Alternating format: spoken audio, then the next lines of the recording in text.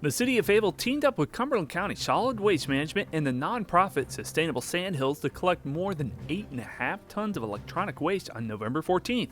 More than 160 people stopped by the EWaste Drive outside Seger Stadium to unload their old electronic devices and help to divert it from the landfill. The event was a big success and collected almost 5 times the amount of electronics than last year's event. The goal of the event was to help residents properly dispose of old or used electronic devices or accessories. Those items could contain toxic or hazardous materials. Proper disposal can help eliminate the amount of e-waste at landfill sites. 18 volunteers from Fayetteville State University's Green Team and Methodist University's Environmental and Occupational Management program assisted staff from Sustainable Sandhills, Cumberland County Solid Waste, and the City of Fayetteville. In all, 2 40-foot trucks and 1 40-foot container were filled during the event. If you weren't able to make it to the event and you still have electronics to get rid of, County Solid Waste accepts electronics at all convenience centers and the Ann Street landfill year-round during normal business hours. Fayetteville City Council recently approved several agreements with the U.S. Army, Methodist University, and Fayetteville State University that will support expanding parks and recreation opportunities for residents. The first agreement to be approved is a Memorandum of Understanding and a 5-year lease with the United States Army that permits the city to build a $3.5 million sports facility at MacArthur Road and I-295. The complex will have a baseball and softball fields and will be open to use by soldiers and residents alike. The MacArthur Road Baseball Complex is expected to open sometime in late 2022. The second agreement to be approved was a 5-year lease with Methodist University that will allow the city to use the Jordan Soccer Complex for both public access as well as tournaments. In exchange, the city will invest $1.5 million in improving the lighting in the park, improving the parking lot, as well as making field improvements.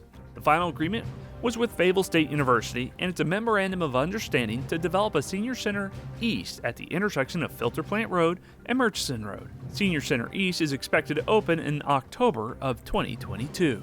Fayetteville Cumberland Parks and Recreation has completed testing the light displays for Christmas in the Park. Because of COVID-19, Christmas in the Park was changed to a drive-through only event. This year, the event is free to the public, and the event itself is funded by the Fayetteville Public Works Commission. The park was not equipped with enough outlets to support a drive-through event, and PwC installed additional outlets all the way around the park to make it possible. Arnett Park is located at 2165 Wilmington Highway. Christmas in the Park, powered by PwC, runs from December 6th through December 22nd. The event is open on Sundays through Thursdays, but is closed on Fridays and Saturdays. In the past, there has been a charge for Christmas in the Park, but because of challenges that so many have faced due to COVID-19, this year it's free to the public.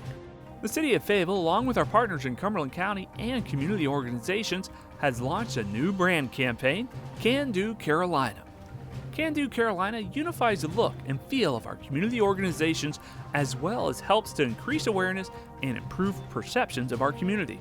The city's new slogan, as part of the campaign, is America's Can-Do City, reflecting the region's ability to get things done, no matter the task. We are a community that is strong, resilient, and can accomplish the mission no matter the obstacles we might face. The new brand is based on extensive market research, which included in-depth interviews and surveys with nearly 4,000 Fayetteville residents, visitors, and civic leaders. The community-wide branding platform has created a core identity for the region and is designed to allow each participating partner to tell its own unique story. Visually, the Can Do Carolina brand offers a bright new color palette that all community entities can incorporate in their rebrands. The regional logo includes the state of North Carolina with a star that marks the location of Cumberland County.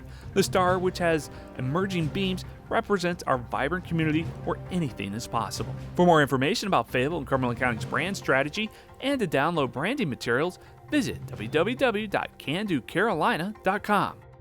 The Fayetteville City Council recently participated in the first of a 2-part workshop series entitled The Impact of Implicit Bias on Achieving Diversity, Equity, and Inclusion. The overall goals of the workshops are to explore how implicit biases influence personal beliefs and interpersonal interactions.